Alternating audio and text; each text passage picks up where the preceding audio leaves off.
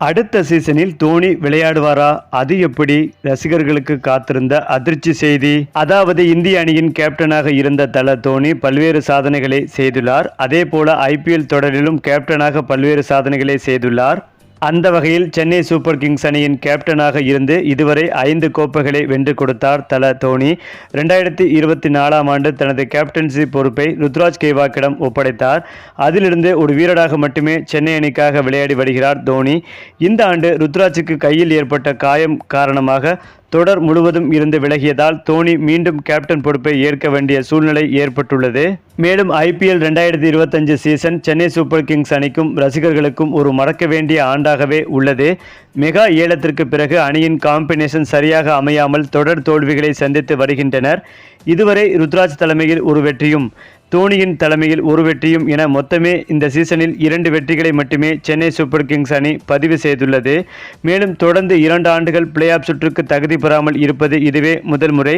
ராகுல் திரிபாதி, விஜய் சங்கர், தீபக் கூடா ஆகியோர் சரியாக விளையாடாமல் போனது தோல்விக்கு முக்கிய காரணமாக அமைந்தது. அதேபோல் 2023ஆம் ஆண்டு 5வது கோப்பையை வென்ற பிறகு தோனி ஓய்வை அறிவிப்பார் என்று எதிர்பார்க்கப்பட்டது. இருந்தாலும் கடந்த 2 சீசன்களாக ரசிகர்களுக்காக மட்டுமே தோனி விளையாடி வருகிறார்.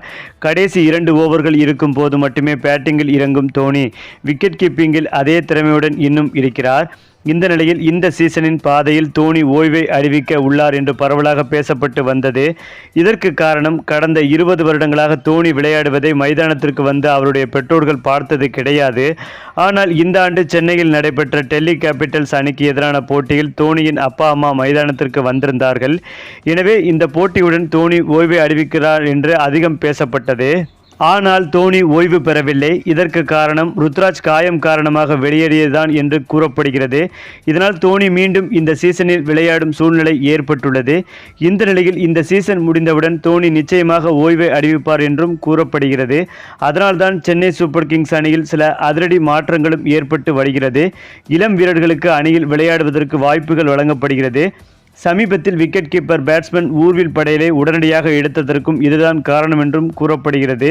தோனி கடைசியாக அடுத்த ஆண்டு ஒரு சீசன் விளையாடுவார் என்று ரசிகர்கள் ஆவலுடன் எதிர்பார்த்து கொண்டிருந்த நிலையில்தான் இந்த தகவல் தோனியின் ரசிகர்களுக்கும் சென்னை சூப்பர் கிங்ஸ் ரசிகர்களுக்கும் ஒரு பெரிய இடியாகவே அமைந்துள்ளது. சரி, இப்போ நீங்கள் சொல்லுங்கள், அடுத்த சீசனில் தோனி விளையாடுவாரா? இதை பற்றிய உங்களுடைய கருத்துக்களையும் உங்கள் கமெண்ட்டில் சொல்லுங்கள். மேலும் இந்த வீடியோ உங்களுக்கு பிடித்திருந்தால் லைக் பண்ணுங்கள், ஷேர் பண்ணுங்கள், மறக்காமல் நம்முடைய சேனலை சப்ஸ்கிரைப் பண்ணிக்கங்க.